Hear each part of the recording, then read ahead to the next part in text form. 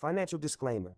The information provided in this stream is for educational and informational purposes only and should not be considered as professional financial or investment advice. We are not licensed financial advisors, and the content presented here is based on our personal opinions and experiences. Investing in stocks and other financial instruments involves risk, including the potential loss of capital. Any investment decisions you make are solely your own responsibility, and you should conduct your own research and consult with a qualified financial professional before making any investment choices. The content we share on this stream may not be accurate, complete, or up to date. Market conditions and financial regulations can change rapidly, and we cannot guarantee the accuracy or reliability of the information presented. We do not endorse or promote any specific stocks, companies, or investment strategies. Any actions you take based on the content of this stream are at your own risk, and we will not be held liable for any losses or damages that may occur as a result. Always remember that past performance is not indicative of future results, and no investment is guaranteed to be profitable. Make informed decisions and consider your risk tolerance before investing any funds. By accessing and using this stream, you acknowledge and agree that we are not responsible for any investment decisions you make as a result of the content presented. You are encouraged to seek advice from qualified financial professionals for personalized guidance. Please invest responsibly and only with money you can afford to lose.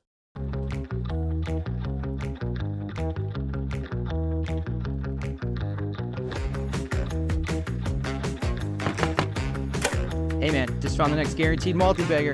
Hey man, you found another one? What is it this time? Come check this out.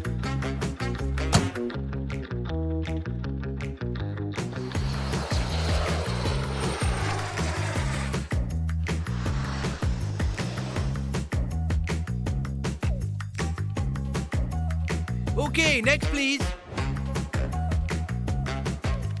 How can I help you, young man? We want to go all in on APLT. All they have to do is to get another shot at the FDA. Well, that's fantastic. A really smart decision, young man. We can put that check and it's gone.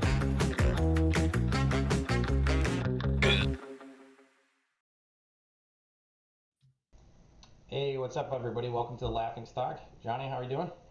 Yeah, I'm doing good. Good, good. We have 2 weekends in a row now. I like it. I know, about time getting back to the old flow here. Yeah. I was gonna do a little bit different of a stream today, just because of my style's changed. I would say relatively significantly, and I just wanted to kind of catch a little bit more on what I'm doing now. Still, I am focused on the fundamentals. But it's not necessarily the deep value I was doing. It's definitely more swing trading. So I just want to keep letting people know that, because if you're coming here to see the deep value style, I would argue that I'm still doing it because I am still looking at deep value stocks. But it's definitely changed, and I think it's important to let people know when they come here what I'm putting out. And it will continue to evolve, and I think that's the thing to point out, and I think that's part of why we wanted to show this. We've been doing this for about a year now, and I will say my most successful weeks, I would say consistently, have been the past few weeks doing this, so that part's great.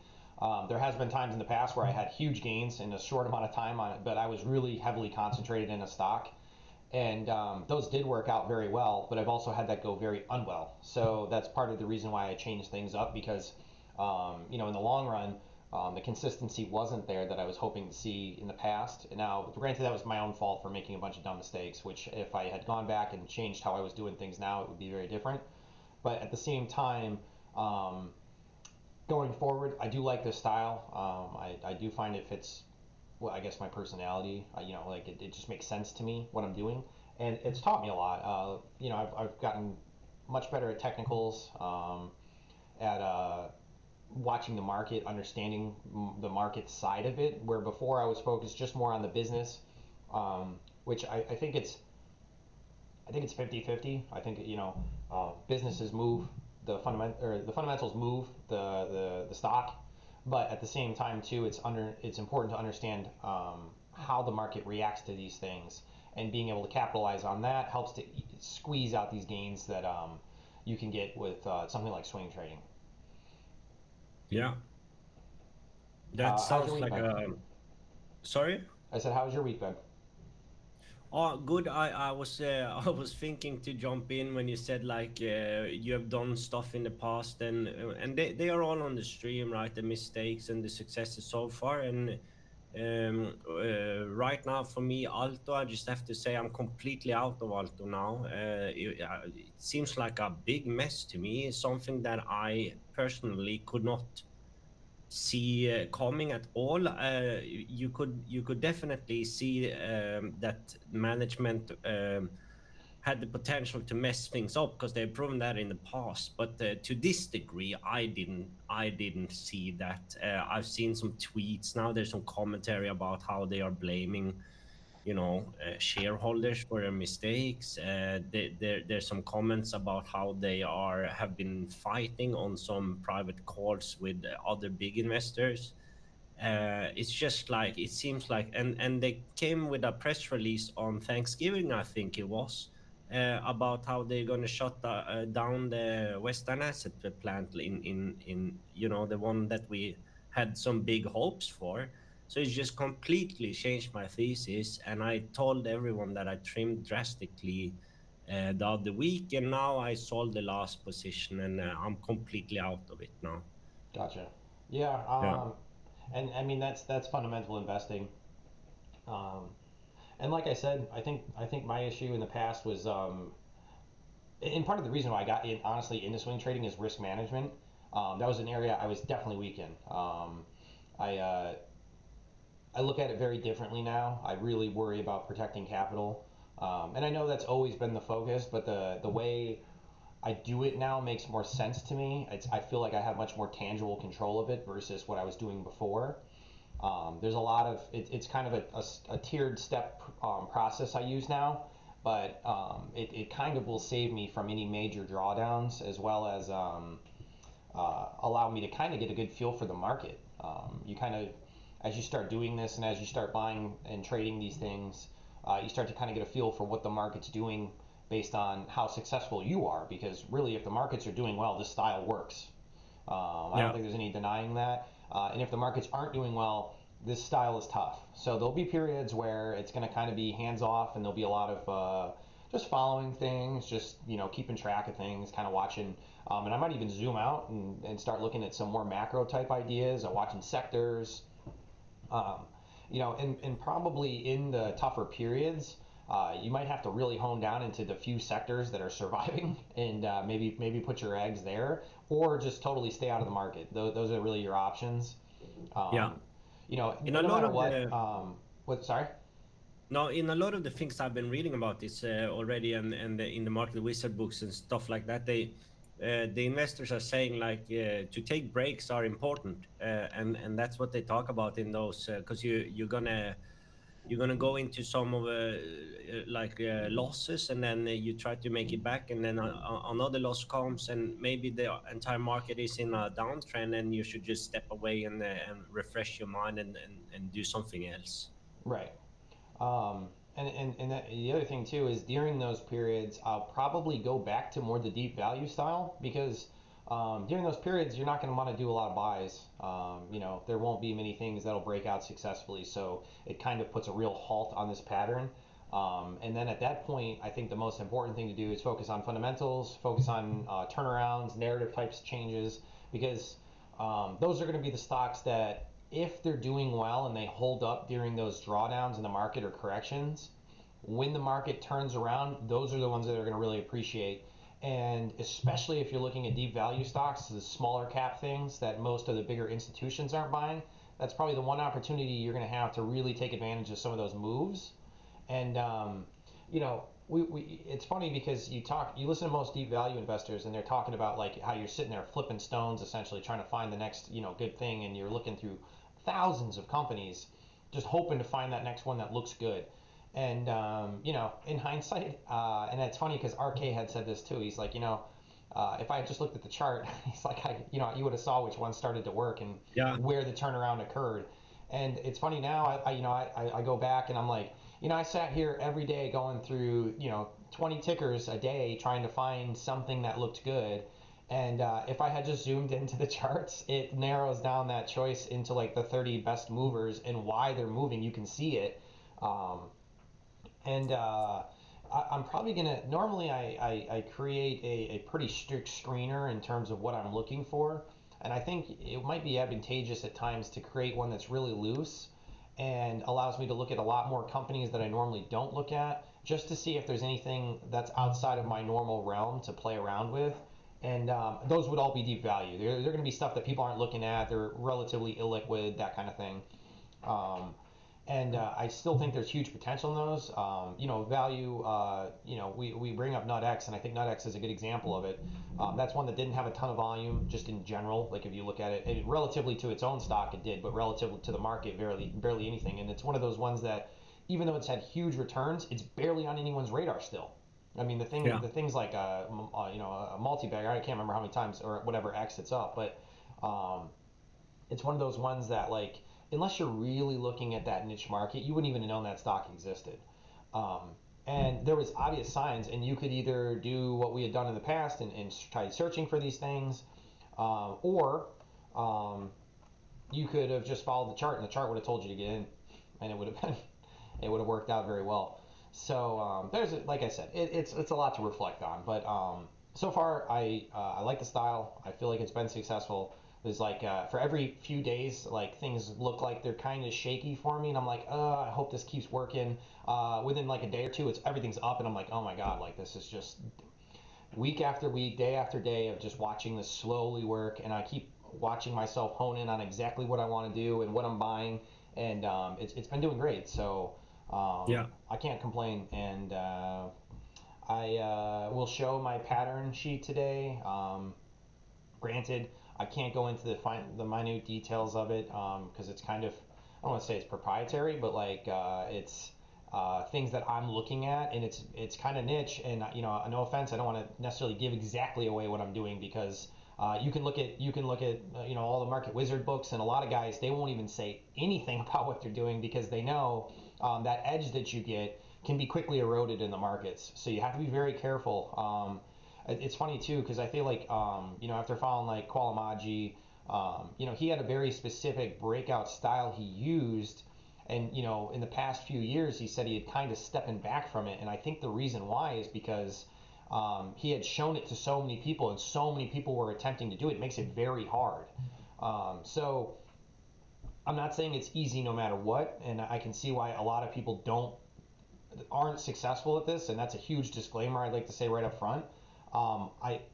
I feel lucky and fortunate that so far it's been working for me, and I think after viewing a lot of my trades, I've started to hone in on what works for me. This style will not work for everybody. A lot of people would just lose everything they have trying to do this, and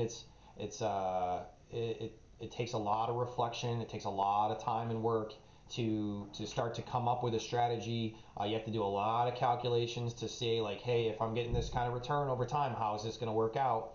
And if it doesn't, you got to keep working. I don't know if I'd recommend paper trading if it's your first time doing it or what, but it might be a way to go. Either that or start with a small account. And I know a lot of people hate to start with small accounts because you feel like you're just you're not really getting anywhere even when you're doing success, or you're seeing success. But you also don't want to like burn everything up right away and just crash. I mean, maybe that's the way to do it. I don't know. Qualamaji, he talks about having blowouts, and and most of those really successful traders, blow their accounts out a few times, and then finally they get really serious about being like, okay, I have to treat this like a business essentially, and there's no playing around. Like the market is out there to eat you alive, and unless you claw your way to the top, like they're going to take everything you got, and it's going to happen. And the tough part is for every 100 traders, there's probably going to be 10 or so. They say around 10% actually make it. So you have to think those are your odds. So you have to beat out 90 people. This is what's that? Squid Games. Remember Squid Games? Yeah. Yeah. So we're going to start our own Squid Game here, I think. Yeah, most people aren't going to make it, and you have to really focus. And don't get me wrong, there's a million styles. You can look at even market wizards, and there's styles, everything from traditional value investing all the way up to crazy trading. And there's people who are successful at it. So you got to find what works for you, which we were just kind of talking about, saying that I think that's part of the cool thing. Someday when we make it, and we're going to have this as our timestamp on how long it took, how much dedication and effort it takes, and how much loss you have to go through before you see success. Yeah. So, um, how's your Yeah, and how's your week in the but market then been? another important another important point there though, if that happens, like um we I feel like we are pretty good to tell what we are doing off the stream, but it's like it's a lot of work off the stream, right? Yeah, oh yeah, it's constant. I mean, I don't even do anything else anymore besides Yeah. focus on this in my spare time. Granted, I'm very busy with my life in general, but yeah, I mean, this is I've decided that this can't be a hobby. This has to be treated like a business, Yeah. and It's like you can say that, but it's like it's actually everything we do almost. yeah, and I'm not kidding. I've cut out everything else I do in my life to make sure that I make this work. Yeah. And before, and don't get me wrong, I know that probably sounds intimidating to some people. Maybe some people think that will take that the opposite way and think of that optimistically, because I do think if you put the time in, that's the big differentiator. For the 90% who fail, I don't think they put in the work to get there.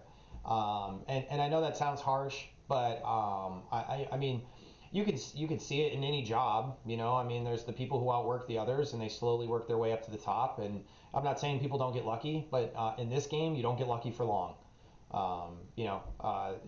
That's why random market efficiency, or the efficient market theory and all that exists, because most people don't make it, and when they don't make it, they're like, oh, well, it's just super random, and these guys are just lucky. And Yeah. I think that's insane, but um, just because there's so many, thousands of examples of people becoming successful, I just think that it's a tough game, and for most of you, it's going to be tough to make it, and you really do have to just stay focused, get an edge, and then capitalize on it for as much as you can, because you never know how long things are going to last. The markets change, and you have to adapt, and that's tough. That's a lot of different things going on there, and I think when you first get into swing trading, I think I'm guilty of it myself, or just trading in general or investing in general. Is you want, like, okay, I want the rules. I want the rules to tell me how to do this, and it's not that simple. The rules are meant to be broken. It's like more like guidelines. Like, these are kind of the things you should do, but every time this happens, you should do this, and when this happens, you should do that, and like that's just something that you learn. And that's probably why people say there's gut feeling. I don't know if it's gut feeling or what, but you kind of learn that, like, if you just have one strategy and you don't learn to adjust that strategy as different things happen, you will fail. Yeah, I It's was not gonna that say simple. like that. We have talked about that gut feeling before, and also in sports, they say you create your own luck, and Yeah, that comes through hard work and putting yourself in those positions, and then you can also start to talk about the gut feeling and how some people are getting those decisions more often right than others. It all comes from the work you put in. yeah. And I'll say, I work over 40 hours a week at my normal job, and I probably spend the rest of my time hanging out with the family, and then any other minute I have where I have time, and that's including, I wake up early because that's the only downtime I have, to spend a few hours doing these things. I catch up on sleep when I can, and it's just working it into your life. If you're young and you have time and you can sit there and work on this, I'd be, if I was in a different place, I'd be spending an extra 40 hours a week just doing this. This would be my second time job. I just don't have the luxury of doing that right now, and hopefully I'll get there soon. But it just is what it is. You have Yeah. to just stay focused, and there's so much good resources and information out there.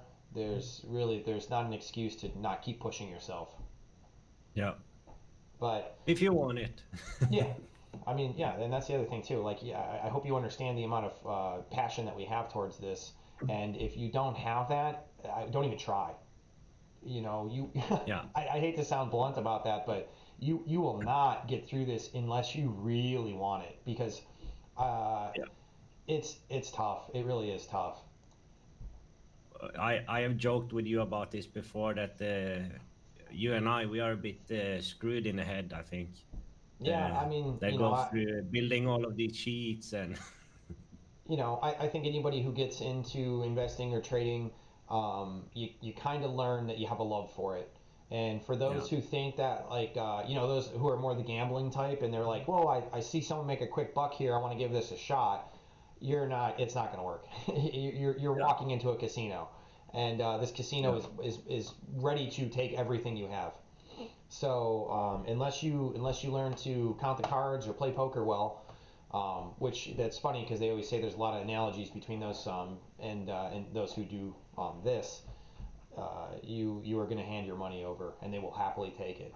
Just index your funds, and pray that indexing continues to work like it has, because there's also a real worry that as everyone starts to index here, there's a chance if the indexes all crash that you get pretty smacked. They'll always recover. That's one thing I always say is no matter what the time, who knows how long the time frame will be, and you won't outperform. But even if you don't outperform, I mean, getting 10% on average a year is really good, especially if you have a long time frame. Yeah. All right. So I have the dashboard up. Have you been noticing anything really moving? No, actually, no, I haven't. That's the short answer. I hadn't had too much time this week either to go through things. I just focused to monitor alt a bit. My other stocks have been a little bit up this week, so they have been all right. But I haven't noticed anything that has stood out this week in terms of looking at the dashboard and stuff like that. Yeah, sorry, I was just it always pulls up the wrong thing, so it messed up the video for a sec. But yeah, I know Bitcoin's been kind of a lot of the talk, ever since Trump got in, and he's talked about possibly purchasing some of the crypto. I don't know, like the exchanges, I guess is what you would almost call it. It broke through, and it broke through on pretty solid results. Did it tap 100? Oh, it almost did. Look at that. That's wild. Almost, yeah. Almost tapped 100. And now it's holding there. Does it break 100? Probably.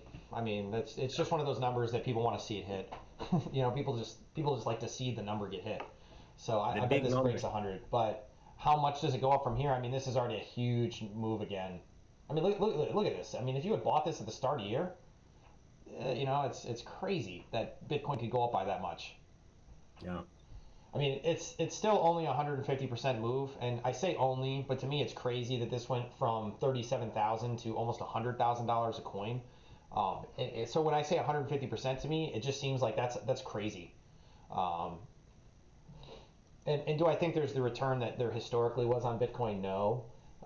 But there's other ways to play it. So and don't get me wrong, anybody who's been doing it now and like MicroStrategy, putting their entire investment strategy around it, it's obviously worked out very well for them.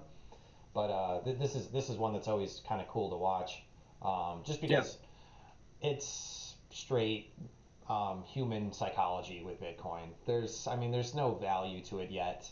Not yet. I'm not saying there's not, and people could argue there is value to it. I get what they're saying.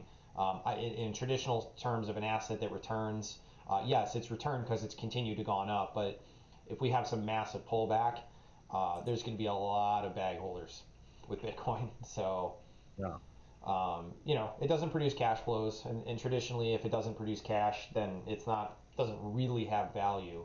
But currencies don't work the same anyways. So, I'm not saying one way or the other. I'm not to say I wouldn't buy Bitcoin at this point. I would, but I saw GameStop's been having a little bit of run. You been following that at all? Yeah, they went up to 29 or whatever it was.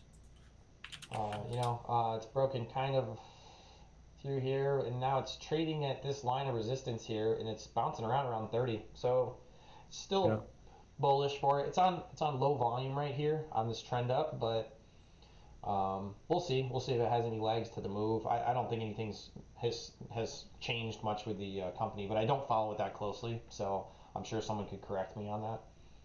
Yeah, I think the gold looks still looks good. The gold charts. Yeah, it's broken it down from where it was, but it's definitely holding. I mean, gold to me, this is just the inflation. This is a negative response or a negative correlation to inflation. Or Yeah. I guess you positive correlation because it's trending in terms of inflation. So as everything gets inflated, like I guess it's inverse to the price of things, or I guess the value of things. Price it's correlated to. The value of things it's inverted to. But yeah, I mean it looks great. A little bit tougher to play just because it's kind of choppy, Yeah. but you know I'd be focused more on the companies that are in this. I don't think I would try and play like an ETF. Well, I guess you could do an ETF. I don't know. I haven't really gotten into ETFs. Have you ever done much with them? No, not at all. And I'm not saying with swing trading you can't. You could definitely do ETFs. I just find that with the same thing. I mean, you know, if I wanted to just index, I just put my money in an index and forget it. It's not. I'm looking at smaller companies in those indexes to outperform. Yeah. I'll go to my portfolio. So this is current. This is everything I own, percentages, and this is the return. So now I'm back above 20%. This month's been pretty good, almost 8. And this last week was about 2.25, which it was a shorter week, for better or for worse. I don't know. If it had been a 5-day week, maybe I would have been down. But either way, pretty good. And historically, December is usually a pretty positive month for the stock market. So hopefully that continues. And I will say, I was talking to Johnny before on the stream. One big thing I'm working on is my stop losses. There's a few stocks that I've gotten stopped out of that have had massive returns. So it's kind of frustrating because if I had maybe adjusted some things, I'd still be in them and really be capitalizing on some awesome returns. But at the same time too, I can't complain. I mean, like I said, it's been working out. And I know the S&P's up above this, so don't get me wrong. I get you could easily argue that I haven't broken the S&P, so who cares what I think? That's great. I totally would not discount what you're saying, but my point being is this has all been within a very short period of time, and had I been doing this the whole time and getting consistently, you know, a couple percent returns, which so far that's what I've been getting since I've honed in on what I'm doing. Hopefully that will outmatch it. So let's hope by the end of the year that I can just beat out S&P. I think that would prove that the strategy in a very short amount of time has outperformed the S&P. So Yeah. we'll see. We got another month to try and knock it out of the park. So we'll see where we go from there. This is everything I'm in. That's 65%. So I'm still got about 30% in cash. Now, don't get me wrong. I do go all in on some days, and I might get stopped out at 2 or 3 positions, which then opens up my cash again. I trim a lot, so every day stuff opens up. So you know, for instance, on this last day here, I trimmed a bunch of stuff. I probably was maybe like almost 90% invested and trimmed maybe 20% or so. You know what I mean? So even though it says I'm in 35% cash, that's not usually true. Usually I'm almost totally invested. I might leave maybe enough cash to throw one more position, like say something randomly in the day pops up and I'm like, ooh, this looks really good. I usually save just enough cash to be able to grab one last investment or trade if I think it looks good. So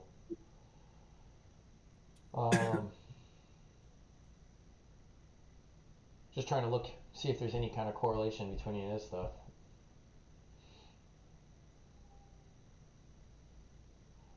Insider buying is an interesting one, but I wanted to go through kind of how I've been screening lately, and then show my pattern sheet. Is there anything that you wanted to go over specifically?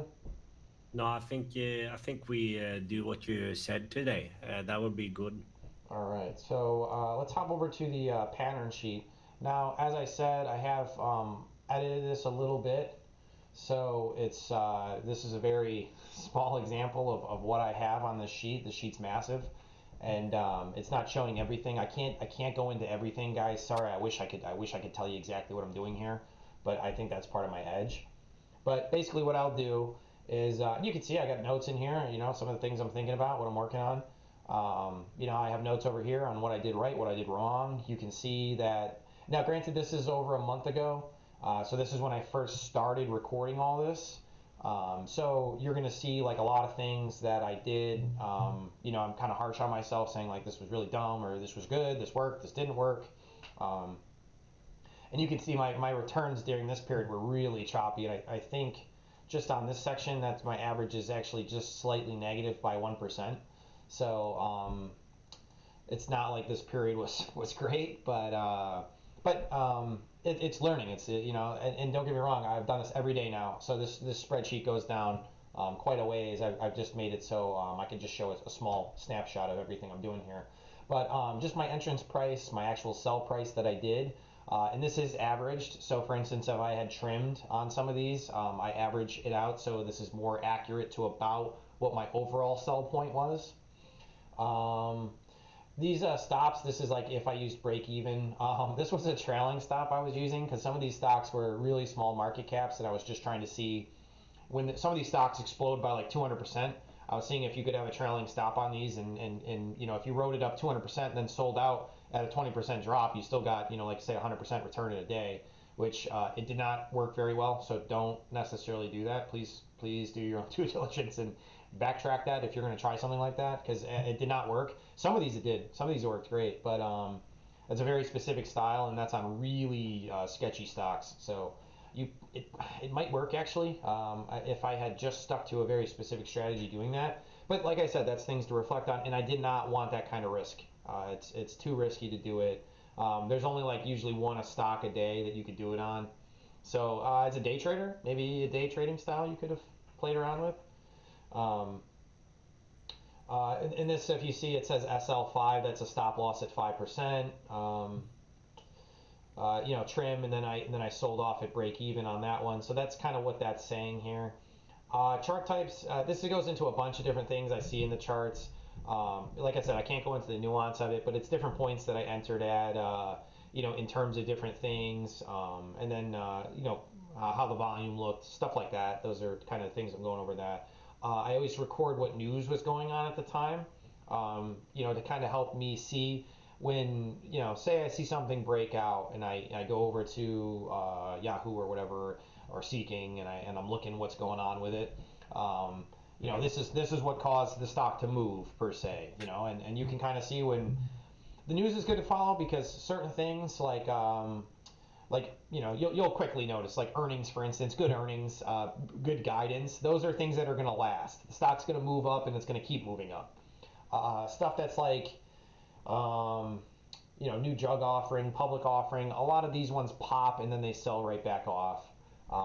So it's much quicker returns, and that's kind of what I'm doing over here. This is like if you had bought at the good breakout, and then what your return would be if you sold at the end of the day, day 2, 3, 4, 5, etc. These are if it broke down below the moving averages 5, 10, and 20. The orange one here, if you see anything that's like that, or yellow, whatever color that you want to call that, that just means it hasn't reached it. So this is currently what the return is on those, but obviously this could change by quite a bit. So you'll notice if you wait till the 20-day moving average, it's kind of volatile. You know, some of these, this is minus 90, minus 50, but this is up 130, 130, 75. So some of these do have huge returns, but it's a longer time holding. So I don't know, just things to reflect on. These are the actual returns I got. So even though this is saying what, for instance, this is kind of what could have happened over time, what you would have gotten, and this is also if you had been trimming at different points. This is what I actually got. So, you know, obviously I'm not playing things perfectly, and a big thing is to reflect on, okay, if my strategy worked out perfect, this is what I would get, you know? So that's, you need to focus on those kind of things. And what I did, this is what I got. So,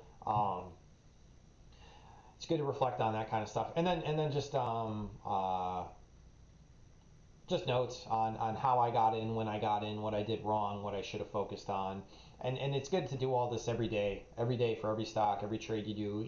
Even if I went back to straight up value investing, I think I would start doing this. I think I would start to focus on really labeling what I saw at the time, what I believed in as my fundamental thesis, and that way, as things go forward, I could reflect back on that very quickly and be like, you know what, I said I really like this about the company. Let's say I really liked their guidance, and then all of a sudden, you know, the next 2 earning periods, guidance isn't what they're saying it is. That would be a much better trigger for me to say, you know what, this isn't the fundamental thesis I thought, and I should get out. Same thing with trading. You know, I keep buying at this point and it's not working.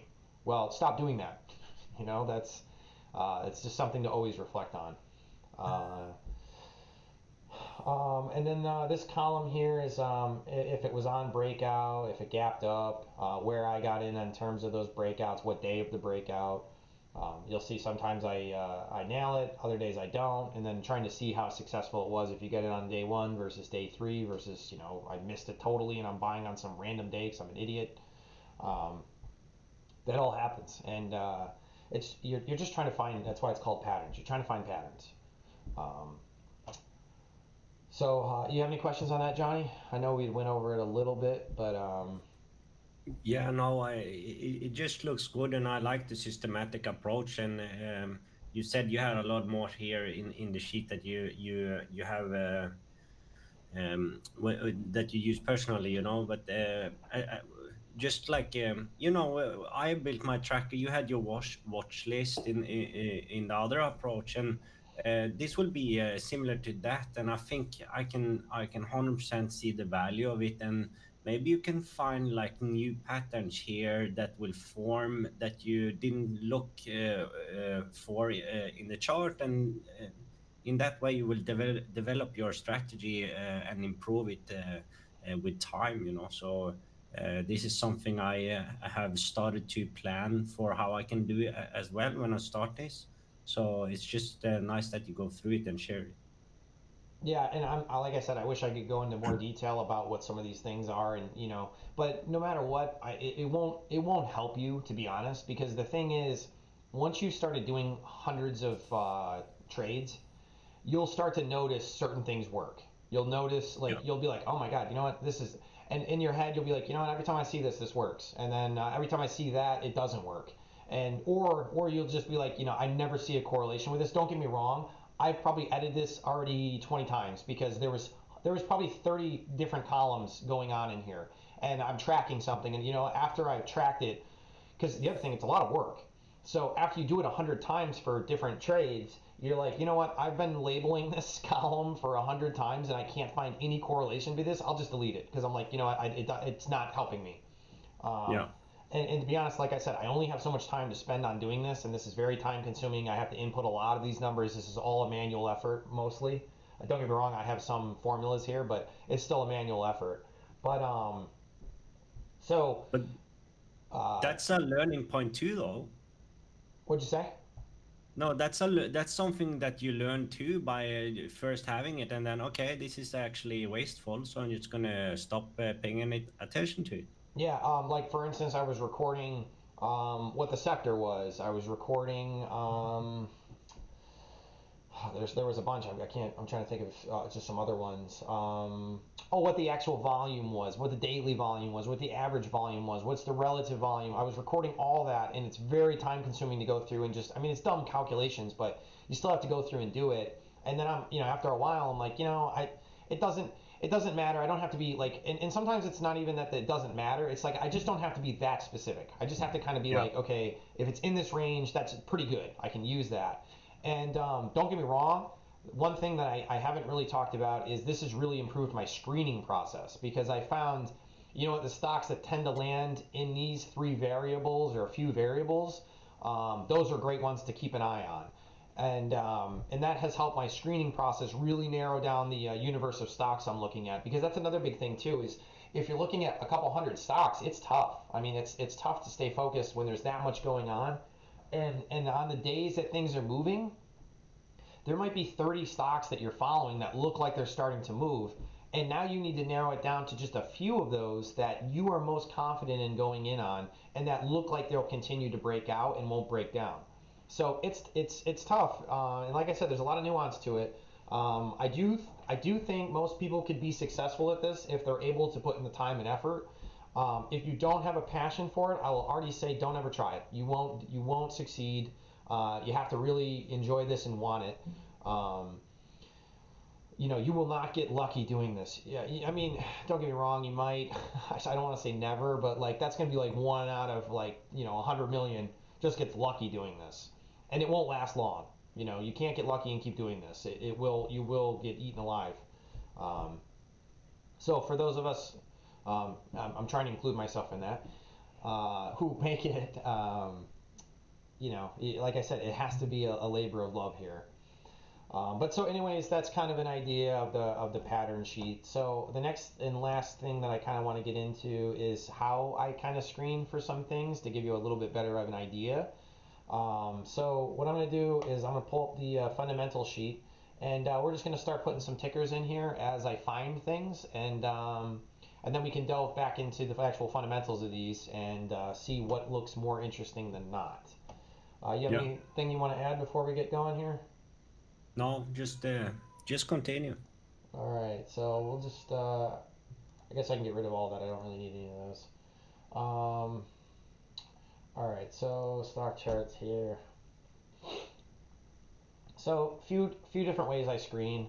And I have a bunch of different sheets and screeners and stuff I've made. Don't worry about a lot of this stuff.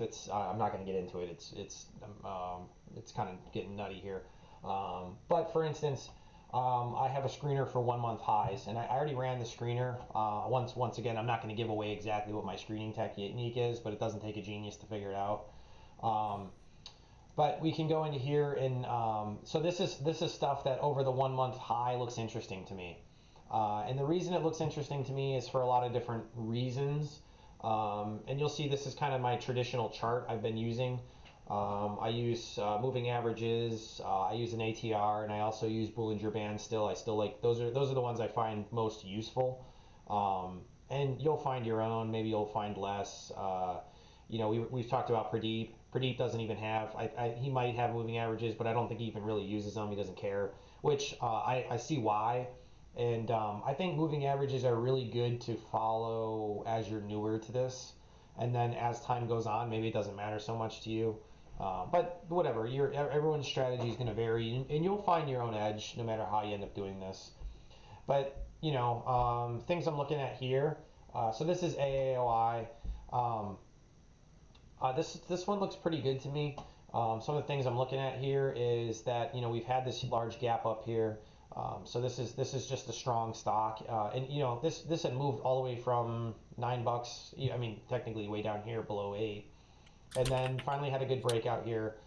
It moved sideways and consolidated decently, and then once again started to get close to that 10-day moving average and then broke out. And once again, kind of moving sideways. It looks like it may have broke out again. So you can see it's that real stair step model, and this one's only it doesn't take that long. Now, granted, you have to be aware, and you'll learn this from your own analysis, that we're in new territories here. We're above a 52-week high. It looks like it consolidated for a week and then broke out. It looks like it consolidated for around a week and maybe break out again. So, have you missed the first day of this breakout? Possibly. And, in the future, it just lets you know that you got to really be watching these things, because on a day like this where it starts to push up, you might have already missed it. And now the stock price is getting into the what I would consider the middle range, which is in I'd say like $20 and higher. $20 to like $100 is kind of like my mid range now of prices for stocks. And why that's important isn't because of the price itself; it's because of the volume amount. What kind of investors that's interesting to in terms of like retail versus institution. And institutions is small cap, mid cap, large cap, that kind of thing. So Just a question, Dave. what's up? No, I was just curious. Like in the consolidation phase, do you care about anything if in that time period there's more red candles than than green ones? Is that a point, or are you just happy to see it tighten up and go sideways for a period? No, I don't really care if they're red versus green. I might focus more on the ones that trudge upwards. So, for instance, so these dark green candles, right? That means it opened higher and ended lower during the day for stock charts, or at least my setup here. I mean, you can do a million edits to stock charts if you want. But so, for instance, like this day here, this let me just zoom in on this chart real quick. So this opened at 36.99 and closed at 35.50. So this one is one of those ones that most likely, if you had bought on this day, you'd get stopped out of. Now, when I see this candle, even though it's a green candle and even though the day's up, that's actually kind of a negative signal to me because it should be pushing higher. So these open green candles means it started lower and ended the day higher. So if I'm looking at this and this stock here, like this candle here means that, this day it opened and ended higher. This day it opened, ended higher. This day it opened not only up, but then, continued to push higher. That means overall you just have a lot of buyers, right? So in terms of you trying to figure out how much of a move is going on here, on this day opens and then closes and ends the day lower. What that's telling me is all of a sudden people are really starting to sell on this day. There was a lot of people who were buying into this momentum, but this is already kind of getting late in the trade, and then once again you watch it trade sideways. So would I buy on a day like this? No. I mean, you should never be buying on a day like this. You should never be doing, and don't get me wrong, it did push up and then came back down, but you should be watching the opening range highs. And also on these days too, you should be looking at the intraday chart. I'm not saying the intraday chart helps you in terms of, the overall picture here, but it's to help you reflect on what had you had done on that day to notice whether it was going to work out or not. So for instance, yesterday we had this nice push up through the day. So let's go to a 60-minute intraday candle here. And this was that initial breakout. So you can see it opened here at 1950. It came down a little bit in the morning and then just pushed higher all day essentially. Or I mean, this is the first half-hour candle.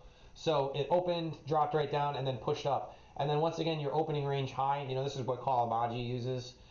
He sees his opening range high at like 2280, somewhere around there. This is where you could buy into this and have somewhat of a pretty secure idea that this is going to push higher. And obviously you'd set your stop loss then, or your low of the day, whatever range you wanted to use. And then you just hope it works out. I mean, it's as simple as that. It's not like there's going to be right or wrong. There's going to be a bunch of examples of where this breaks down.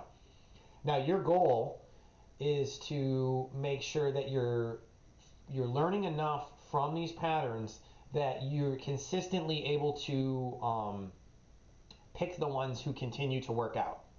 If you can't pick it out yet, that means you haven't noticed it yet. And it's kind of a gut call. It's kind of it's just pattern recognition. But you start to see it like when you start to see these really strong candles that work their way up, that those are good signs. For instance, on this day here, right, this November 21st, this opening candle, it pushed up, but then it worked its way back down and it actually closed lower than its opening high. That should immediately signal that even though this broke out, this is a risky one to get in on this day. You should not be necessarily getting in on this day because it already showed weakness. And then once again, the entire, for the next few days, it just trailed sideways. Now, once again, we have this candle here where this one started to break out. And don't get me wrong, even if you had bought at this $40 mark here, because this is your next opening range high, and it ended up trading sideways for the rest of the day, but you got in on this one. Now you're in. And hopefully your stop loss holds here and this continues to break out from here. If it doesn't, once again, you get stopped out. But this is a good entrance here because you got in. Now, granted, I would argue, I like to use a lot of these like points of resistance. I find this is really successful.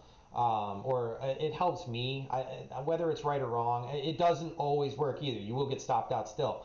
But for instance, I like here, to me, around this 39.50 mark, you have no resistance. This is the end of resistance. So if it breaks through here, that's more interesting to me than just the opening range highs. And don't get me wrong, there's nuance to this. There's going to be times it breaks out and comes right back down and you'll get stopped out.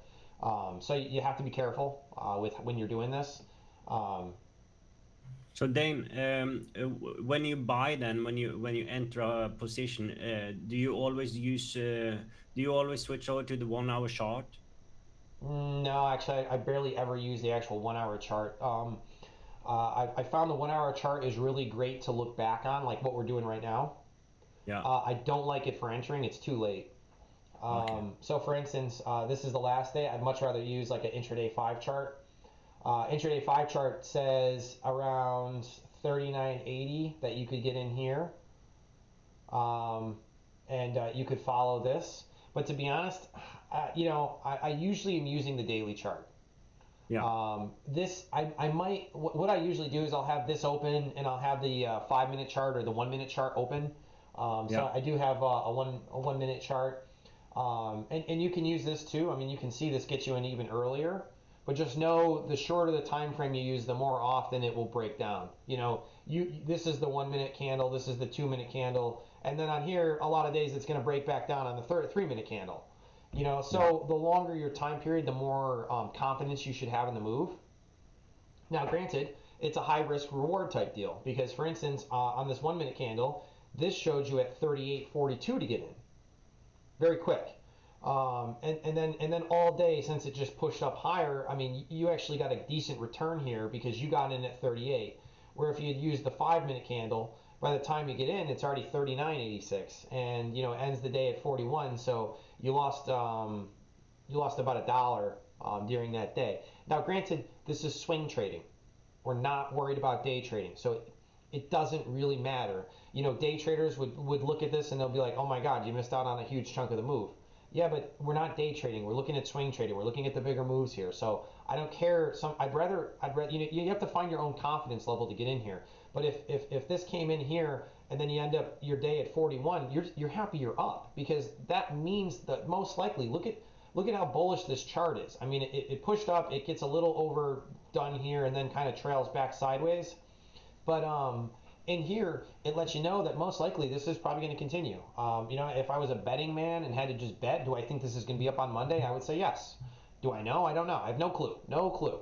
And I keep my stop loss in here. So if it doesn't work out and it breaks back down, oh well, who cares? It's all about hedging the odds in your favor. And maybe in the future I'll start to pay attention more to the 1 minute charts. I'm not, like I said, a lot of times I'm checking my phone real quick when I'm doing this, and I don't have time. I don't have the luxury of sitting at a computer with multiple screens like I do now, and Yeah. I'm able to follow this that closely. And to be So honest, the auto refresh for stock charts, I don't own Pro. Pro refreshes like every few seconds. Mine refreshes every 15 seconds, which if you're day trading, those seconds probably matter drastically. If you're swing trading like me, who cares? It doesn't matter. You don't have to worry that much. Part of the reason I like swing trading because it doesn't feel. Since I've been when I think of trading, I used to think of day trading, and I used to be like, I don't know how people can stand to do it because it's just so volatile in such short amount of times. Seconds can make massive differences.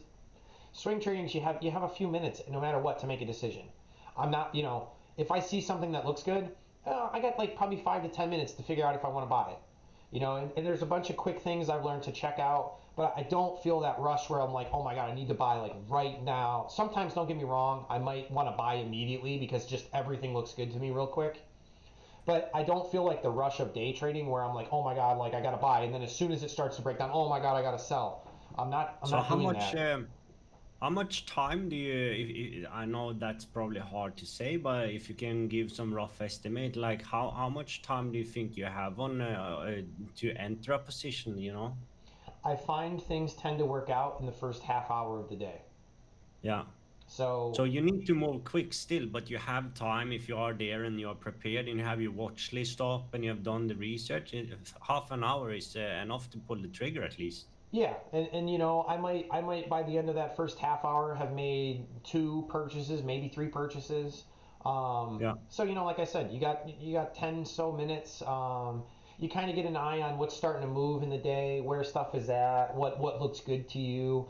And don't get me wrong, there's a ton of nuance, and you have to just do it. You have to have up screeners, you have to have up stuff, you have to watch what's moving. You'll start to get a feel for this one's not only breaking out, but it looks like it's continuing to break out.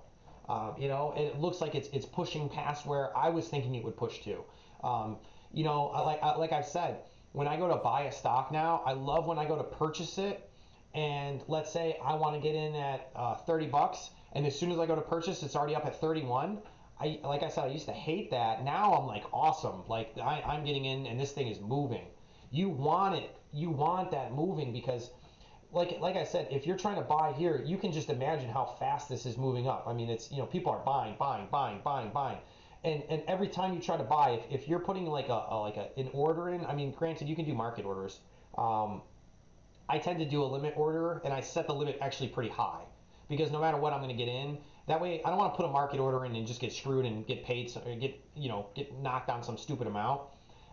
As I'm sure I get bigger in terms of my capital size, I'll probably have to do market orders every time. But right now, I can still put a limit order, and like let's say this is at 38 bucks, I can put an order in for let's say 38.50, and I'm probably gonna buy in at like 38.10, but I put 38.50 so just in case it doesn't go any higher than that. Still a massive order. I mean, you know, so, like most likely I'm not going to get filled even close to that. But still, that way I can just get in and I'm guaranteed it's going to lock in. But a lot of times, you know, I'll put in like 38. You know, if I was going to get tight, maybe it's 38.10 and I put in 38.20. By the time I put in the order, which is literally me just typing it and clicking buy, it's past that. And when I see that, that to me is a good signal. I know you're thinking like, well, doesn't it suck you didn't get in? Yes, but it also gives me the idea that this is really moving right now. And like I said, you get in anywhere in this period, the rest of the day you're already set. Yeah.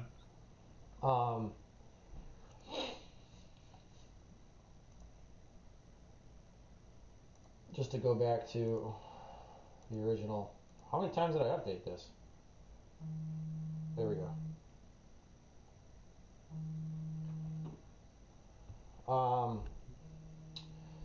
All right, so that's AOI. I like this chart just because to me it shows that it's moved sideways, moved up, moved sideways, and it moves up. It just looks like it's following that pattern. Does it stay up? I don't know, but that's the kind of thing that I think you can look at.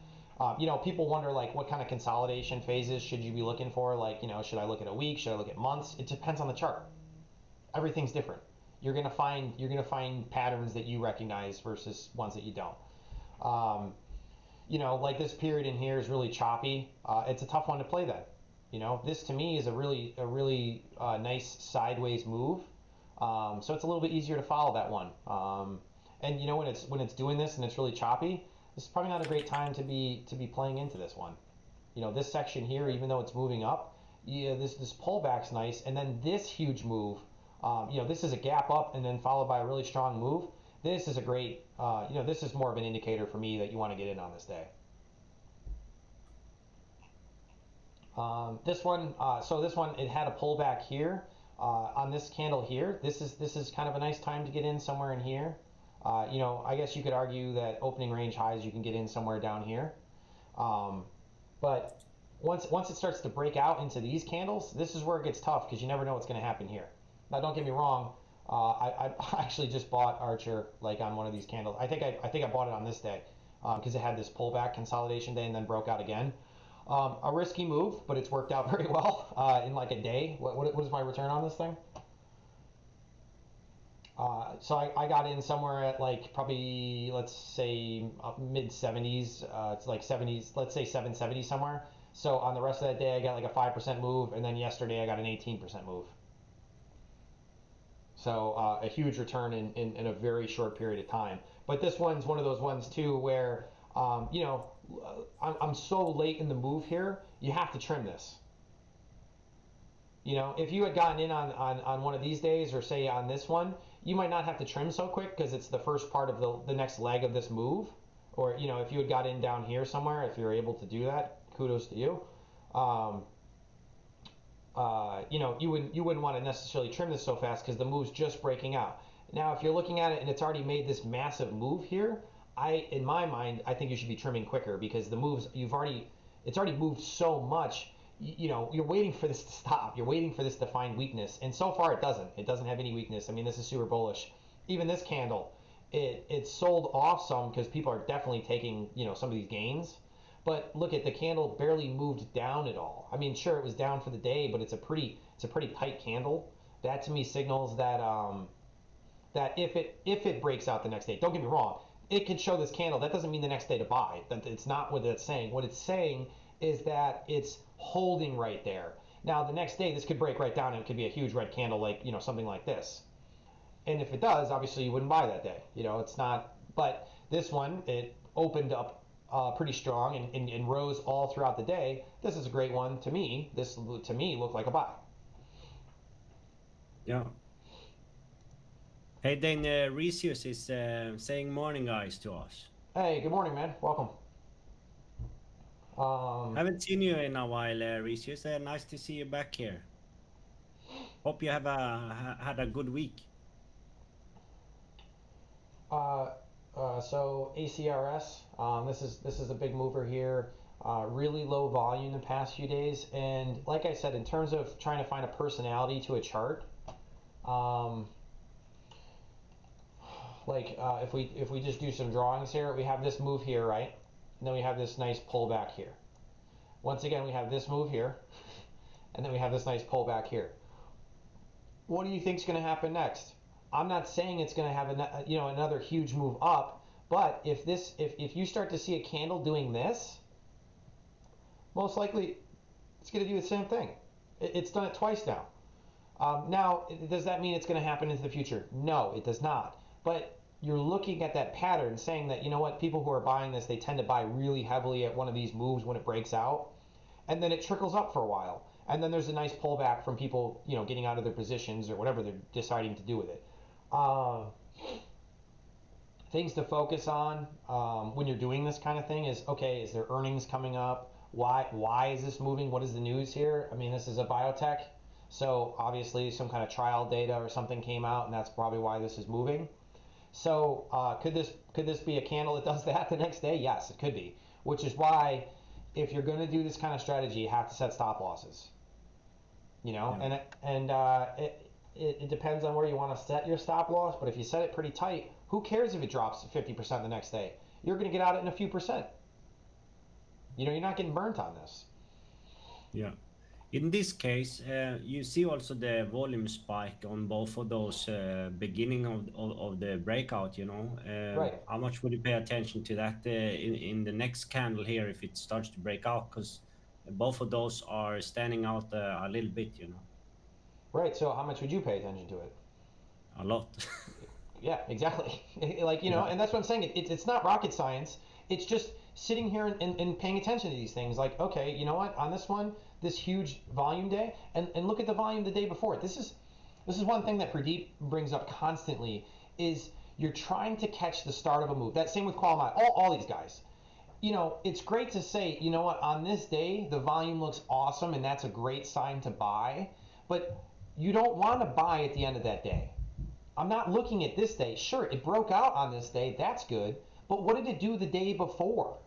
What did it do the few days before? That's where your focus needs to be. If you're always focused on the day that it broke out, you're always late.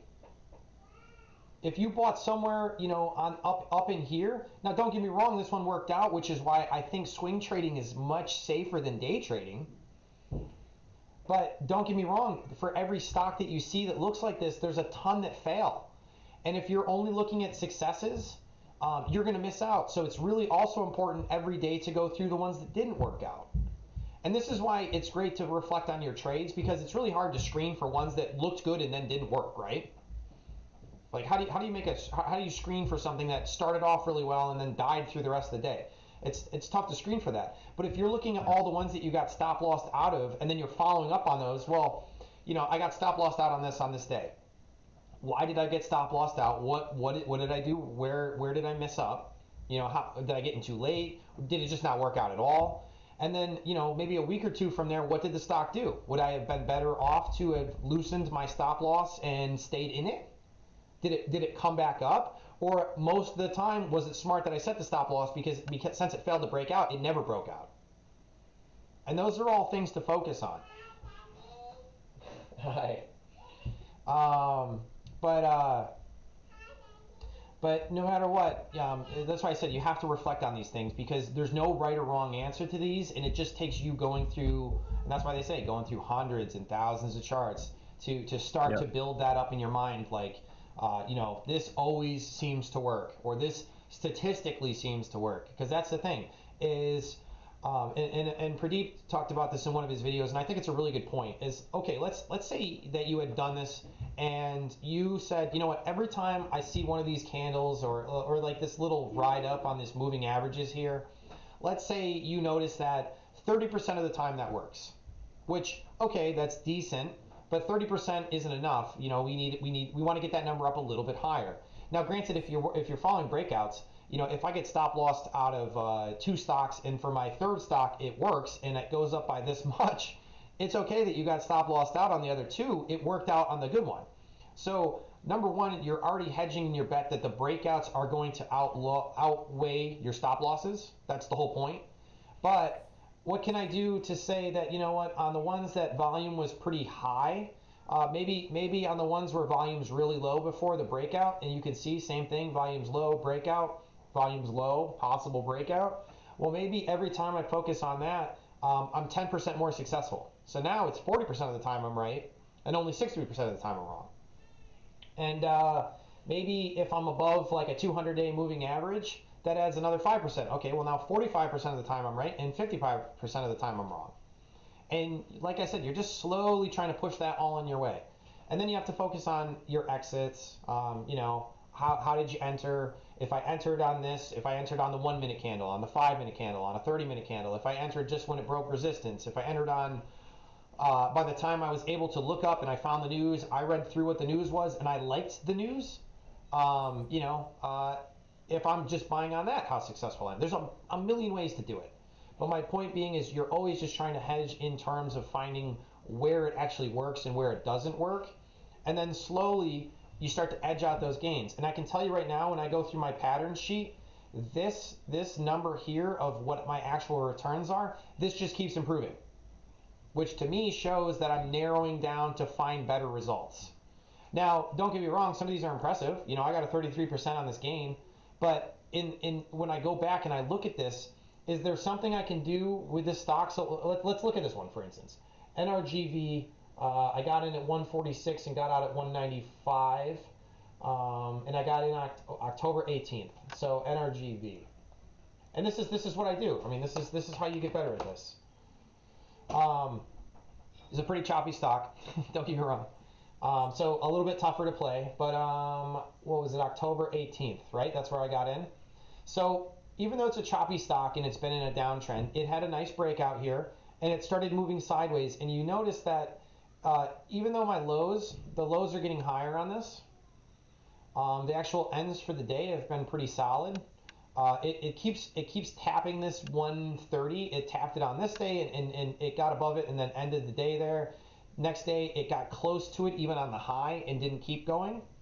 This candle, it opened at that and then broke down. It couldn't break through it.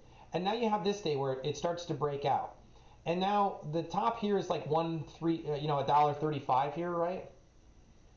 When the stock starts to break past the $1.35 mark there, does that not tell you that we all of a sudden have broken through something? Like this should be screaming to you on that day when this breaks $1.35 that this has some room to possibly run up. And what did I say I got in on? $1.46. So my timing wasn't even great.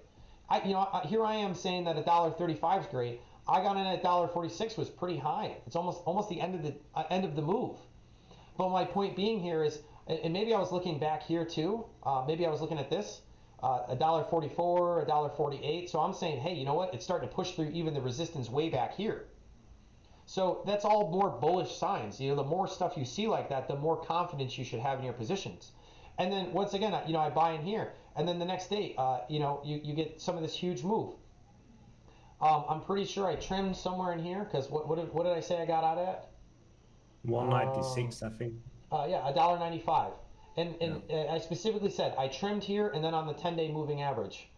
So trimmed on this day probably here, and I trimmed close to the high on this. So really, really good timing with me. And sometimes I'll pull up my account midday and I'll just see something's up. This was up 24%, so it's probably almost up 30% in a day. So I see a 30% return, and I'm like, you know what? Just take some off the table here. Why not lock it in? And then once again starts to come down, and then I don't know, maybe this was the day I actually got out on, and probably averaged between trimming on some of these days and trimming on this. And it did tap it here. I don't think I sold on this. I'm pretty sure I held in here because it stayed just above the moving average. I do find it's really important that if you're going to sell on a moving average, sell at the end of the day. Don't sell just because it's below it at any point. Don't set a stop loss at that, because you'll get stopped. You would have got stopped off here, and then it continued to push up. Now, granted, I got stopped out, or maybe I closed out on this day here, but oh well. I mean, I got to ride it up a little bit higher, and sometimes this is one of those stocks that moves sideways and then breaks out way up to here, and if you like, you would have missed this move. So you can't always anticipate it, but it's something you should be focused on. And once again, you find pretty strong resistance rate. I mean, this is a tough area, and then once again it gets up to here. So now there's another level of resistance there, and you can see it on the chart way over here that there's a line of resistance in here. So right again, now we're looking at the stock. It had the big pullback. It's broken through here. There's a lot of green candles here. This one actually looks kind of interesting here because we're right at where it could break out. And this is the thing, you start to see these things, you start to say like, okay, there was some pretty solid resistance here, we're at that same mark again, it broke through here, and it couldn't do it, it couldn't break out here. So now we're following it. And let's say tomorrow this opens up and it starts to get into like this territory here, that should tell you this is breaking out again. Now, does it hold? You don't know that. That's the thing, is you're not going to have 100% confidence, but your style needs to be that if it breaks out, you capitalize on it, and if it breaks down, you set a stop loss to get out. So if it doesn't work out, it's okay. And then you just need to keep working on what makes it, which ones really work, which ones don't. Because once again, these are all examples of big movers that are successful. So this was 90 stocks that have done well over the past month. Okay, great place to focus because these stocks are movers. There's good catalysts going on with these things. Does it mean it's going to continue for forever? No. So a lot of them won't work. Back here on AAOI, it had ran up here and then it got to this $24 mark and never broke out again. And maybe on this day when it hit $24.75, you happen to buy on that day because it looked like it was breaking out. Because you have to imagine this would have been a nice green candle at this point on that day, but then it broke down. But if you had your stop loss set, who cares? You got out and and then you just follow the chart again. You follow this for months. This didn't break out again until 1, 2, 3, 4, 5, 6, 7, 8. So this goes on my watch list, and I had to wait 8 months for this to become interesting again. But at least I know, hey, you know what? This had a chance. It was a big mover back here. It had a long period of where it failed to break through that kind of high up here. And you can use Pradeep's method. Pradeep just likes that it's a high moving stock, and he would capitalize on some of these smaller moves here. And maybe that's your style. I find it's a little bit better to focus on some of the bigger regions that it breaks out of. That was Archer. We looked at Archer. We looked at ACRS. This is AGFY. I mean, this is one that you could argue there's so many decent breakouts. There's so many points of resistances on different days that you would argue it's broken through and it's just keeps pushing through. Now, would I argue that you should get in up here? You're starting to see some down days, so it's probably this move is about to start to turn around. It's probably losing steam. But this is a stock that went from $5 to $50. You had every one of these days to get in on this. And don't get me wrong, there's going to be a ton of times on these you're going to get stopped out. But when you see day after day, like let's say I'm following the top movers each day, and I see AGFY pop up on this day, and maybe I hesitated to buy or I got stop lossed out on this first day. The next day it does it. The next day it does it. The next day it does it. It's like these should start to really become ones you're focused on because it's just showing unbelievable strength during this. And the problem is as a value investor, you get hesitant because you're like, oh my God, this is already doubled. It's already up 100%. I shouldn't be buying into this. But then you look at what it's done and it's like, okay, and from $10, it's still up 250%. So I'm not saying this is always going to work out, and for every one of these you see, you're going to see a million examples of it breaking down. But that's why you need to focus on this one. Why is this one continuing to work? And you're going to look at this and you're going to be like, I don't know. I look at this and to be honest, I can't tell you why this one worked out and the other ones didn't. Well, then you have to sit back and you have to go research. You have to find, give me 100 examples of this where it worked out. Give me 100 examples where it didn't work out. And if you start to do that, you'll start to notice on why this one would continually be interesting. Because I can tell you right now, when I look at this chart, this one to me would signal buys almost on every one of these days.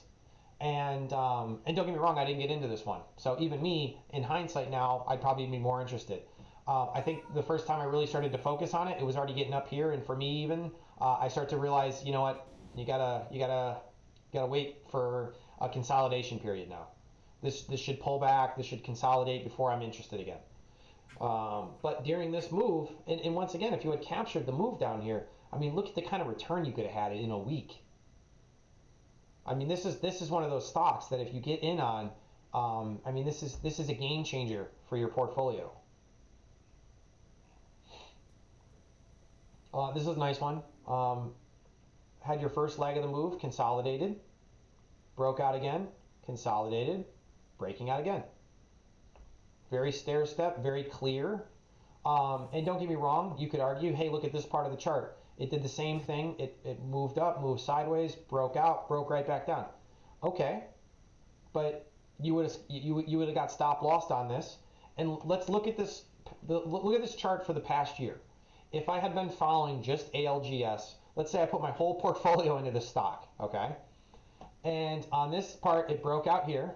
It moved sideways for a long period, and the next time it broke out was on this. This would have been one successful example of where it was at 19, ended at 30. I would have got a nice 30%-ish, maybe 20% if I had been trimming, maybe 15% if you're really heavily trimming on this move here. Once again, moves sideways, never broke out, breaks all the way down. Now the next time it starts to move, it breaks out here, moves sideways, and then it breaks out on this day. And then once again, it comes back down. Now if you had set a good stop loss here, you would have only lost a few percent. Now the next time it breaks out, you would have captured a massive move on this one, and you would have captured a massive move. And on this, it's a 50% return, 100% return, maybe 50% if you're trimming. And on this one, same thing. So this is one stock that you could have killed it on. And this is just a stupid biotech. But it shows the correct pattern. And like I said, as long as you have solid stop losses, you'll be okay. This is a stock here. Remember I was talking about green candles that don't hold up? Opened and then fell back down. I mean, this to me shows me that this move's not going to last. People are selling all day. Opens on ridiculous volume, and then all day it slowly sells back down. It sold all the way back down, gained some of it, but there's just not enough momentum here. This is showing you this candle's weak. So, I mean, like I said, there's a lot of nuance, and you'll start to learn it as you look at these things tons of times. But once again, then it breaks back down, breaks all the way back down to here. And then once again, starts to break out. Now, this is really choppy. I don't think I would play this, not here. Maybe this breakout looks a little more interesting because it pulled back and then moved sideways. But once again, big day, breaks down. So you know what this tells me? It tells me every time the stock jumps, it breaks down. Stock jumps, breaks down. Stock jumps, breaks down. So this is a tough one to play. You know, do I want to focus on API? Probably not, because the stock to me, every time I see this one have a nice breakout, it comes right back down. It's really tough to play this one. You can see it in March too. Yeah. So almost every time it breaks out. This one broke out, had a one-day breakout, and then falls back down. So what it tells me is that, you know, it gets a lot of excited momentum that doesn't last. And that's, like I said, that's kind of a personality of this business. And you say there's a personality to the chart, but what's really going on in the background? Well, let's look it up. This is API. It's a tech company. So now I want to do some actual fundamental research on this one. So API, you know, it's had some beats. It's had a lot of misses on its earnings. You have to dig in. You have to figure out what's going on. Just trying to zoom back. You know, loss in quarters. You know, so my guess is every time there's earnings, people are kind of getting excited, and then the earnings are kind of disappointed. And you know, you want to know what's probably going on here? This is someone getting out of the stock. So when we go back to this, oh, it's over here. When I go back to this, This is probably someone making fun of people. There's probably someone who owns a ton of shares of this stock, and on this day, earnings come out and they're terrible, and a lot of people wonder why this happens. They're like, you know what? I see earnings come out, the earnings aren't great, but the stock takes off that day. Well, you want to know what's happening? There's someone who wants to get out of their position. So what they do is on this day, they buy a ton of shares, they drive the stock price up, and then the next day they sell out and they take everybody for everything they had because there's a bunch of morons who bought the momentum here on poor earnings.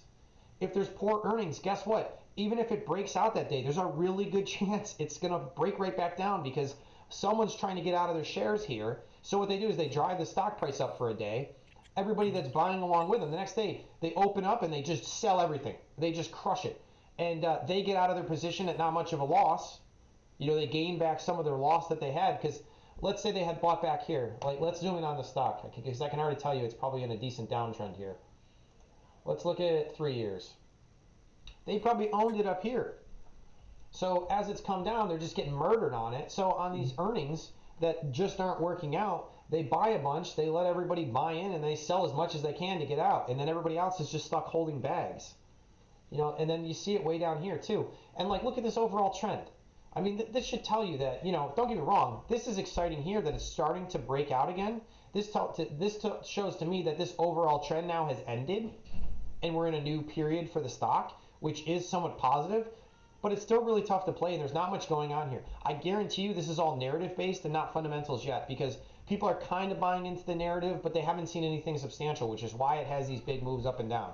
And this is why it's a huge edge if you're a fundamental investor versus just a trader, because you can start to you can see what's happening in this chart here, as opposed to just someone who just looks at the chart.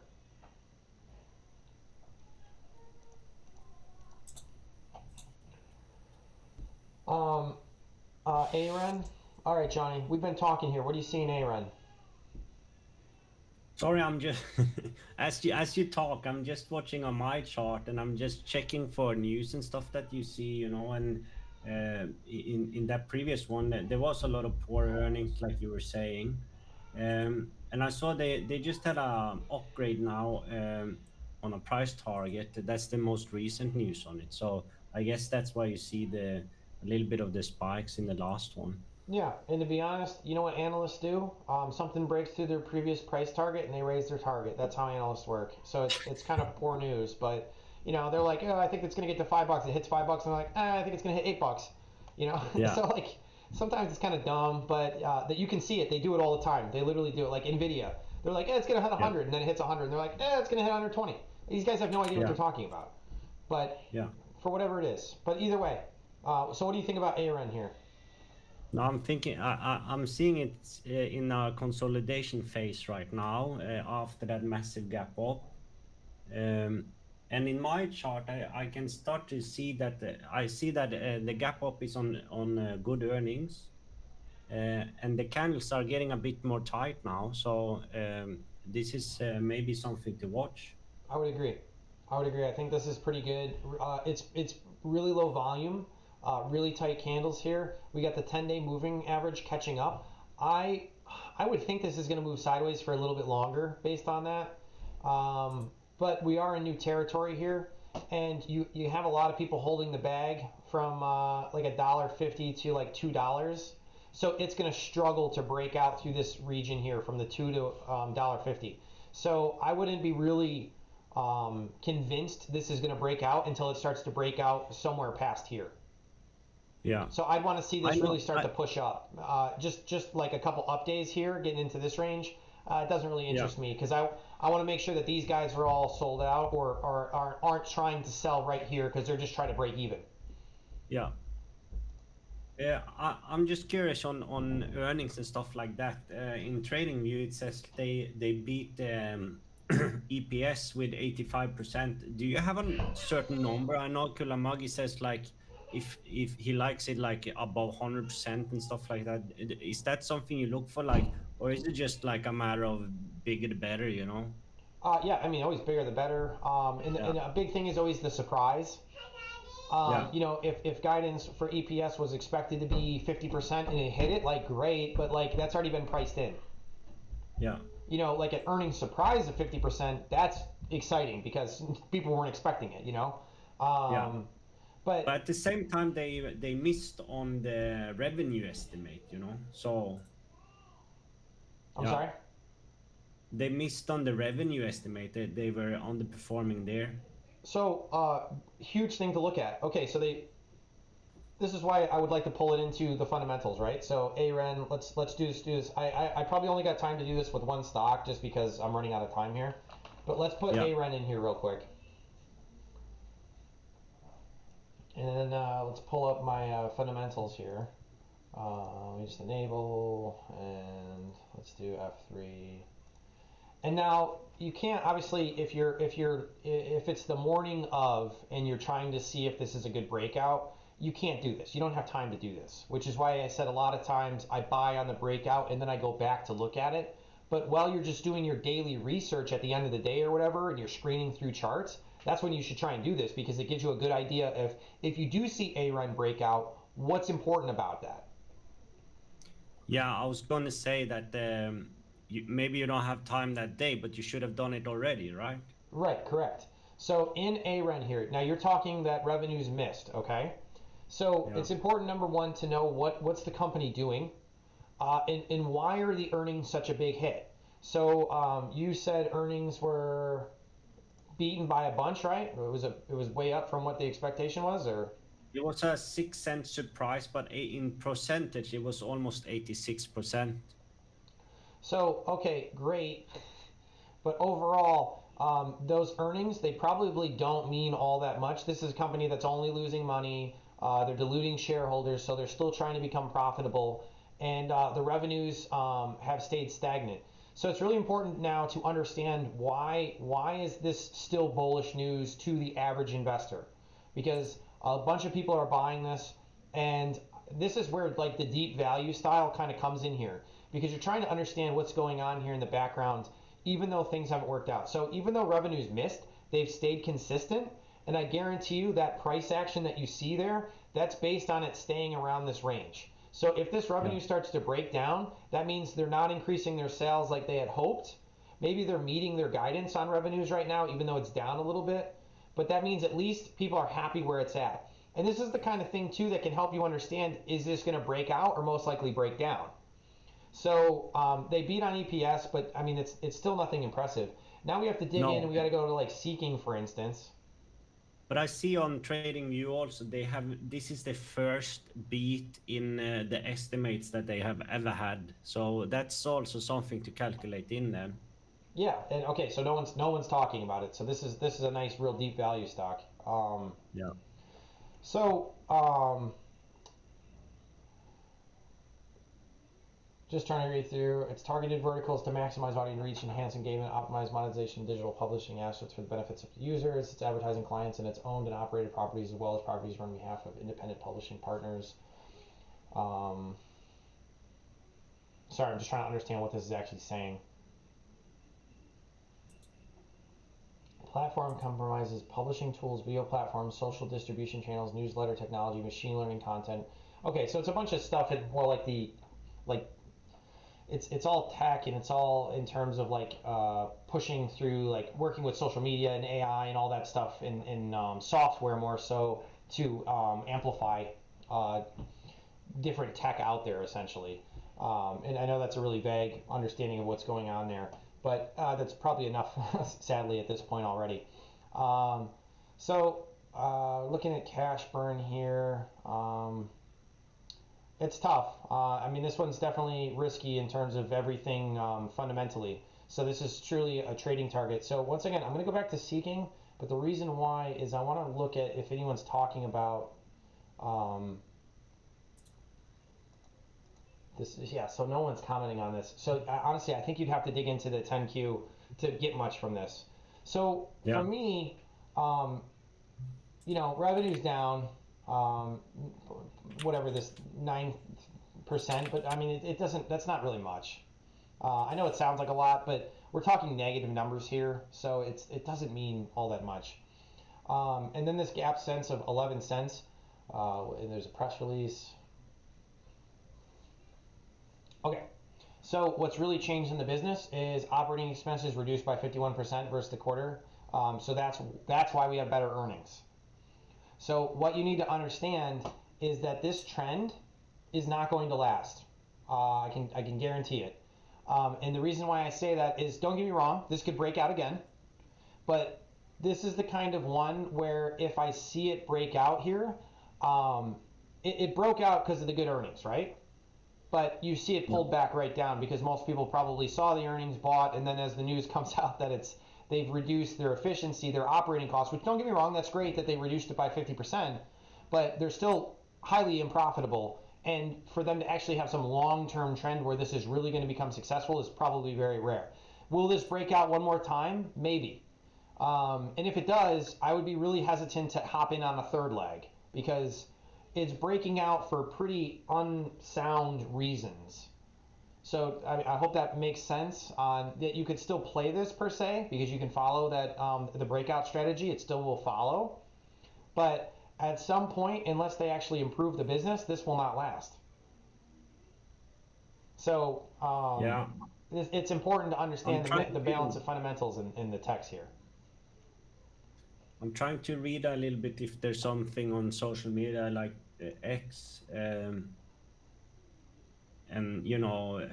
maybe a little bit less reliable information, but there's a couple of people on there that are pretty excited about how they have started a turnaround story, this company. Yeah, and like I said, don't get me wrong, the 50% reduction and stuff. I mean, you want to look at the chart here. Okay, so this is trading at bankruptcy, right? I mean, we're down to 50 cents here. We're in bankruptcy territory, and it jumped up to here, and that's because what really changed here is their length of before bankruptcy, it increased. The 50% reduction in operating costs is that led to a $13 million swing. That has given them some room to run. It's given them some cash flows. It's given them some ability to not run out of money. So this is real deep value. I mean, this is why this broke out.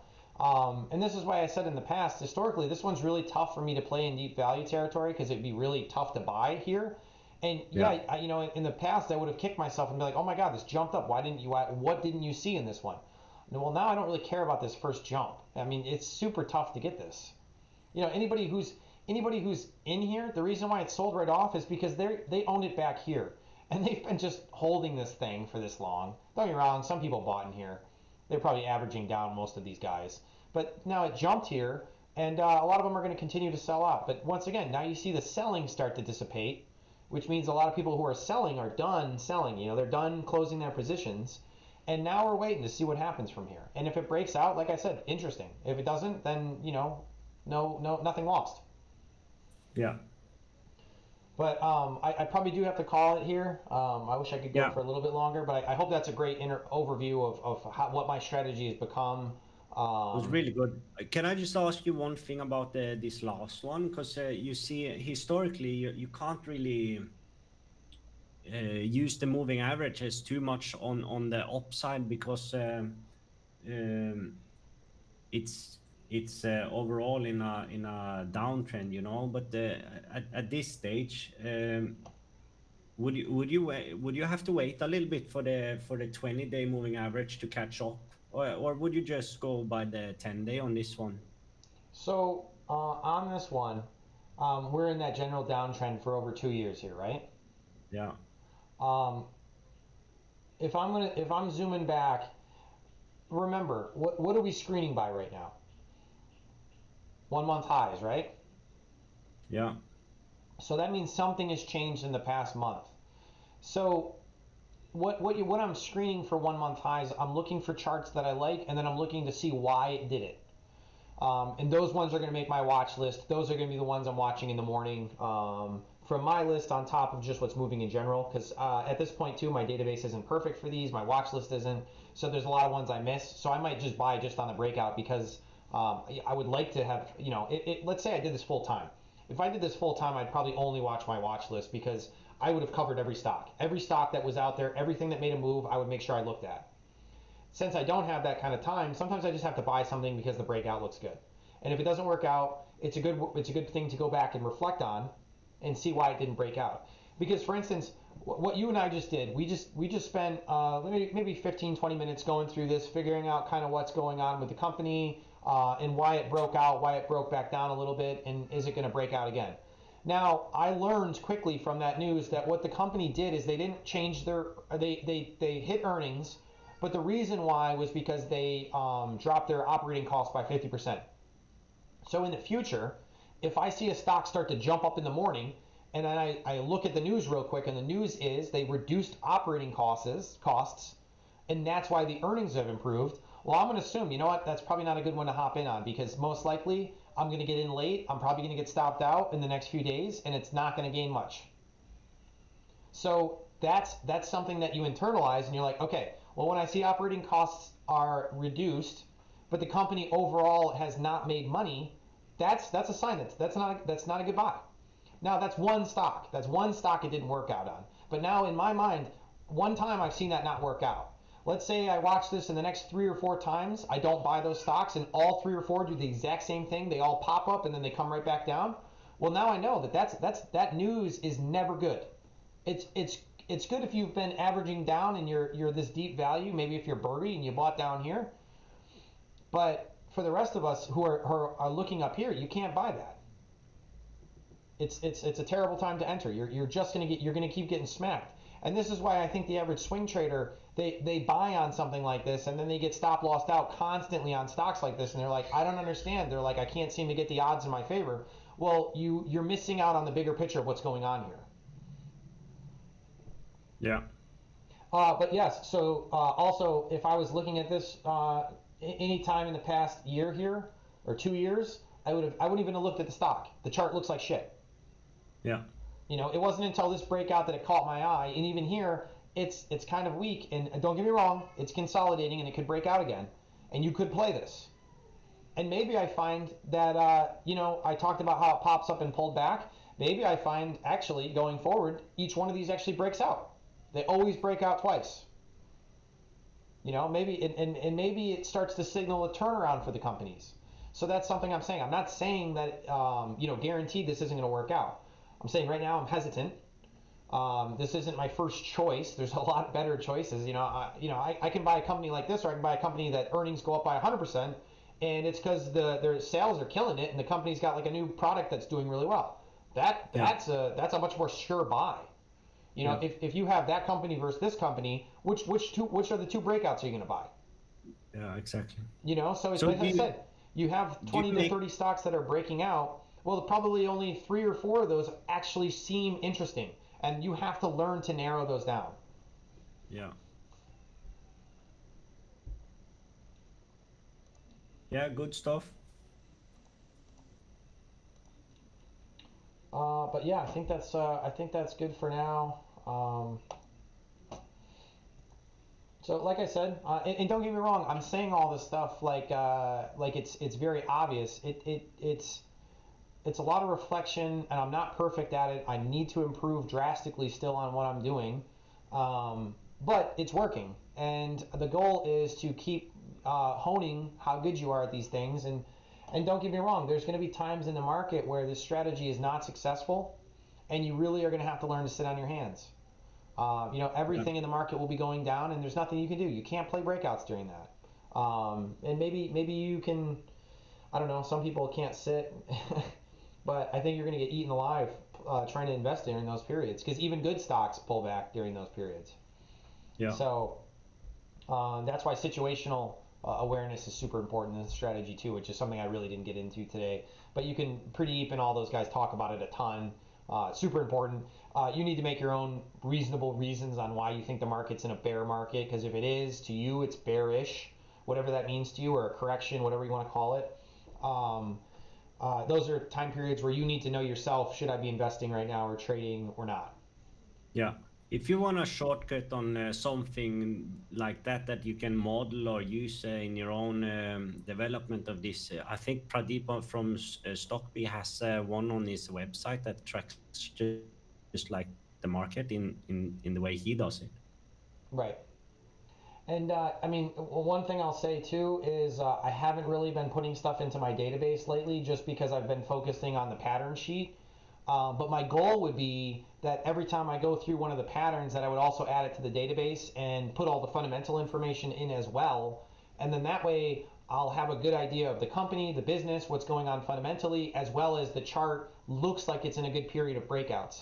I think if you were to just do that constantly, I don't see how you couldn't just kill it. Yeah. Because like I said, I've been doing it, and in hindsight have been looking at what's working and not. Like, I've gotten decent at my executions, I've got decent at trimming, and I've got decent at reading the chart well enough to catch a breakout. But if I was able to do it and be really successful and bump up, let's say my success rate to like 60 to 75% of my choices are good breakouts, you know, the numbers you could hit are Qualamaji style. Like, they're going to be really high. You know, and hopefully it gets to the point too where I don't even need to put it in the database here. I would just be good enough at kind of recognizing quickly, does it meet my criteria, and if it does, I just buy it. And you don't have to do all that extra work because it's really internalized. It's kind of like how Roaring Kitty said he used to assign, you know, he used to do what I do, where he puts values in and tries to calculate all that, and he says he doesn't do it anymore. Not because it's not important, because he just knows them. And don't get me wrong, I do too. You know, at this point, I've been doing this for so long, I'm getting to that point. But just things to think about. Yeah. Anything else that you think you want to go over? No, I think this is. I think this was good, and there's a lot of information, and you have come a bit further than me on this. I'm still learning, and I haven't started to like actually implement stuff yet. But I'm getting a lot of ideas. I have a clear vision of how I want to start at least, and then, like you said, like the big point will be to how you learn how to execute stuff. Yeah. I mean, it's one thing in theory, and this is another thing, you know, and I kind of touched on this a little bit.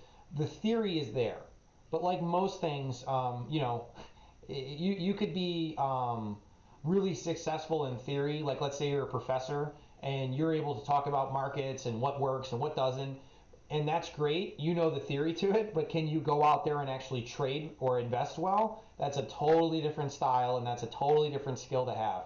And you need to have both, I think. You know, don't get me wrong, some people are probably just skilled and they can probably just trade or just invest, and they don't have to go through and do a lot of the theory side. They don't really care. They just seem to get it.